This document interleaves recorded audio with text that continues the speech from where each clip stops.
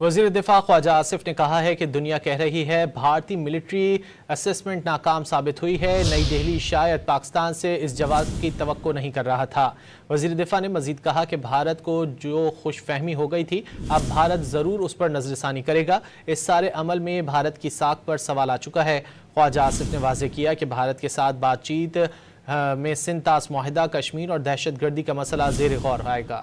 वज़ीर दिफा ख्वाजा आसिफ ने कहा है कि दुनिया कह रही है भारतीय मिलिट्री असेसमेंट नाकाम साबित हुई है। नई दिल्ली शायद पाकिस्तान से इस जवाब की तवक्को नहीं कर रहा था।